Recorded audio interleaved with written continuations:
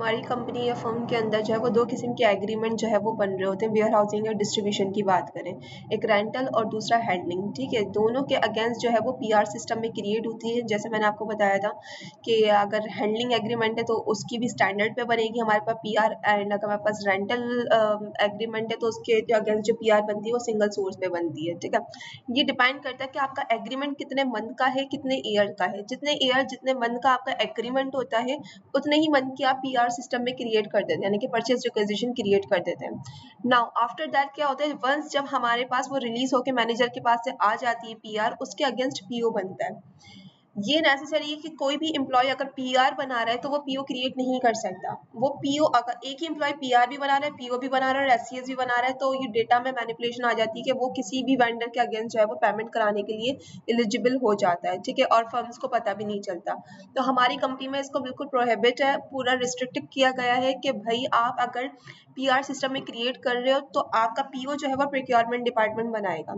सो कल हमने पीआर बनाई थी जिस वेंडर के अगेंस्ट, जिस एग्रीमेंट के अगेंस्ट, उसका पीओ आज हमें रिसीव हो गया प्रोक्योरमेंट से। आज हम उसके अगेंस्ट जो है वो एससीएस क्रिएट करेंगे ताकि हमारी मजीद जो बिलिंग है या रेंट वगैरह जो है वो प्रोसेस हो सके। तो सबसे पहले इसके लिए जो टी कोड है वो हम यहाँ पर इंसर्ट कर लेते हैं, ML81N।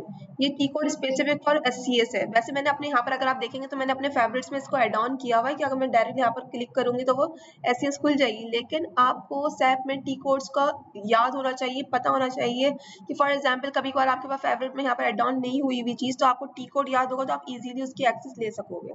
तो यहाँ पर ML81N आ गया, इसको एंटर कर देंगे तो हमारे पास सर्विस एंट्री शीट की पूरी यहाँ पर प्रोफाइल आ जाती है। ठीक है, डिस्प्ले आ जाता है।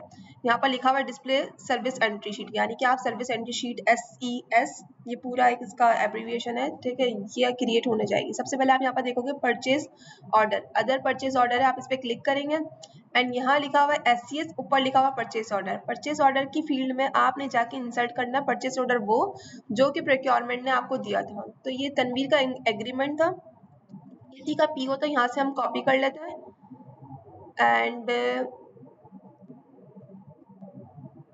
यहाँ पे जाके हम इसको इंसर्ट कर देते हैं। तो ये आपके पास लिखा हुआ आ गया रेंटल एग्रीमेंट गोलार्ची, और आगे भी देखोगे ना तो इसका वेंडर का नाम यहाँ पर लिखा हुआ होगा, ये रहा मोहम्मद तनवीर। ठीक है, मोहम्मद तनवीर है, हमें बिल्कुल श्योरिटी हो गई कि हाँ जो पीओ बना है वो तनवीर के ही नाम पे बना है। ठीक है, नाउ आपने क्या करना है, ये बिल्कुल सर्विस एंट्री शीट की क्रिएट व्हाइट कलर की डिस्प्ले फाइल लाइक है, इस पर क्लिक करना है तो आप यहाँ पर इसका शॉर्ट टेक्स्ट डाल सकते हैं। यहाँ पर अगर आप देखेंगे तो ये जो रेड हाईलाइटेड मतलब सर्विस एंट्री शीट क्रिएट होने जा रही है। आप यहाँ पर लिख सकते हैं कि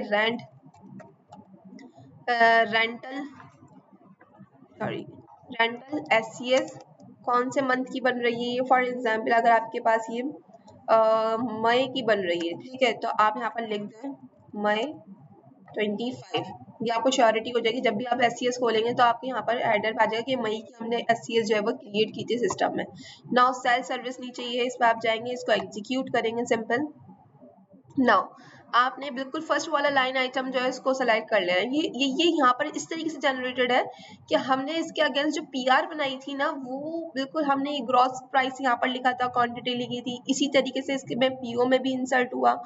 एंड जब तक ये SCS में क्वांटिटी रहेगी, जब तक के पीआर में जो क्वांटिटी थी SCS में भी वही क्वांटिटी रहेगी। नाउ अब हमने देखना है कि कितने मंथ का सॉरी यहाँ पर हमने डालनी है कि कितने स्क्वायर फीट, क्योंकि हमने स्क्वायर फीट के हिसाब से क्वांटिटी उठाई थी। ठीक है, 9 रुपये हमारा रेट है, एक दफा कंफर्म कर लेते हैं। तनवीर का 9 रुपये रेट है एंड स्क्वायर फीट टोटल जो है वो 10,600 स्क्वायर फीट है। कॉपी करना है हमें यहाँ पर एंड इस ऐप में जाके हमने यहाँ पर इंसर्ट कर देना है स्क्वायर फीट, यानी कि क्वांटिटी के हिसाब, क्वांटिटी हमने स्क्वायर फीट के हिसाब से बनाई थी, तो हमने ये 1 मंथ की जो हमारी क्वांटिटी बनती है हमने इसको इंसर्ट कर दिया। तो आपके पास यहाँ पर डिफ्लेक्ट कर जाएगा टोटल वैल्यू 95,400। एक दफा क्रॉस वेरीफाई कर लेते हैं अपनी ओरिजिनल शीट से, ये रहा 95,400। ये एक्सेल की शीट मैंने पहले से प्रिपेयर की हुई थी कि सैप में जो एंट्री करेंगे उसका अमाउंट एंड जो हमारा एक्सेल का अमाउंट है वो बिल्कुल सेम होना चाहिए। सेम नहीं है इट मीन्स हमने यहाँ कोई गड़बड़ की है। ठीक है, नाउ इसमें एक और चीज मैं आपको एड ऑन कर दूं कि मुझे लगता है कि फॉर एग्जाम्पल मेरा पीओ जो है वो 3 महीने से पेंडिंग था, यानी कि उसका रेंट जो रुका हुआ वो 3 महीने से रुका हुआ था, क्योंकि पीआर बनी वो वीपी से रिलीज हुई, मैनेजर से रिलीज हुई एंड फिर पीओ बना, तो बहुत बड़ा बॉटल नेक भी आ गया और टाइम कंज्यूमिंग भी हो गया। अब मुझे ये आ रहा है फील कि यार मैंने 3 महीने का इसको जो है वो रेंट नहीं दिया, मुझे 3 महीने का देना है इसको, तो मैं पहले तो ऊपर वाले हेडर में जाके चेंजिंग्स कर दूंगी कि मे बी पॉसिबल दैट कि मैंने इसको जो है वो मार्च, अप्रैल एंड मई का रेंट देना है। 3 महीनों का मैंने इसको 2025 के 3 महीने का रेंट एक साथ देना है कि एक साथ उसकी पेमेंट उसके सिस्टम में आ जाए वेंडर के, ठीक है। एक एक महीने का कराओगे तो फायदा नहीं होगा, अलग अलग एससीएस कराओगे तो बहुत ज्यादा बॉटल नेक आ जाता है। तो आपने वन गो में एससीएस बना लेनी है ताकि फाइनेंस डिपार्टमेंट में जब एससीएस जाए तो टोटल पेमेंट वेंडर के अकाउंट में उतनी ही गिर जाए जितने की एससीएस बनी है, ठीक है। नाउ आपने अगेन लाइन आइटम सेलेक्ट करना है, नीचे वाला एंटर करना है, ये लिखा हुआ गया warehousing leasing rental agreement, ठीक है। ये देखें टोटल क्वांटिटी वो उठाएगा जो कि अमाउंट में बची हुई है, पूरी एससीएस में जो बची हुई है, मतलब पीआर में जो क्वांटिटी है, हमें ये नहीं रखना, इसको मिटाना है हमें यहाँ से। और हमें क्या डालना है यहाँ पर, ऊपर वाला ही, यानी कि टोटल स्क्वायर फीट जितना था, 1 महीने का बनता है ये आ गया और 1 महीने का ये वाला आ गया, 2 महीने की हो गई, तो 2 महीने की अमाउंट यहाँ आ जाती है आपके पास। हमें 3 महीने का देना है, अगेन आपने यहाँ पर जाना है एंड एंटर कर देना है।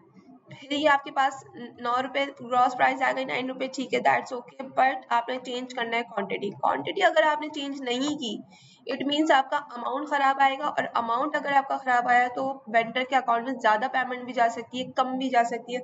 हमें बिल्कुल जो है इसको कॉन्शियस तौर पर करना है कि क्वांटिटी बिल्कुल एज इट इज होनी चाहिए, ठीक है। अब 3 महीने का जो अमाउंट बनता है दैट इज 2 लाख समथिंग, इसको कॉपी करते हैं फॉर एग्जाम्पल, एंड तनवीर का एग्रीमेंट का गया ये वाली, ठीक है।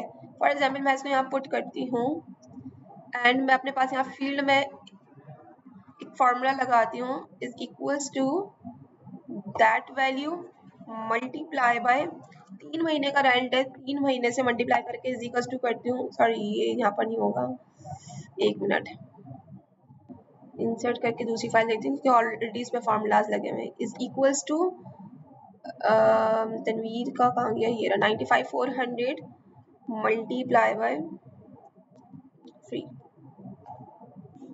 ये देखें 2,86,200 ये वाली वैल्यू, और जो हमने ऊपर कॉपी की थी ये वाली वैल्यू, इन दोनों का अमाउंट बिल्कुल सेम आना चाहिए। यानी कि हमारा 3 महीने के रेंट का जो टोटल वैल्यू और सैप में जो टोटल वैल्यू है वो बिल्कुल मैच करनी चाहिए। इट मीन्स कि हमारी एससीएस बिल्कुल ठीक है, ठीक है। तो आपने जाके सिंपल क्या करना है, अब एससीएस को यहाँ से सेव कर देना है, ओके पे क्लिक कर देना है कि सेव करना है हमने, ठीक है। नाउ आफ्टर दैट हमारे पास एक बाय डिफॉल्ट एक सिस्टम सर्विस एंट्री शीट का नंबर जो है वो जनरेट हो जाएगा। इसको आपने कॉपी करना है क्योंकि आगे जो पेमेंट होनी है वो इसी के अगेंस्ट होनी है। पार्किंग टीम इसको जाके वो अपने सिस्टम में पार्क करती है, फिर पोस्ट होता है, देन आपके पेड होती है अपना वेंडर के अकाउंट में ना। तो ये एससीएस नंबर ना गलत होना चाहिए, ना ही इसमें कोई चेंजिंग्स होनी चाहिए, और इसको आपने सेव कर लेना है। फॉन्ट साइज हम वही रख लेंगे जो हमारी शीट में, क्योंकि वन गो में सारे वेंडर्स की एक साथ पेमेंट है, ठीक है। आई होप ये सारा कॉन्सेप्ट समझ में आ गया होगा, ठीक है। तो मैं इसको स्टॉप करती हूँ।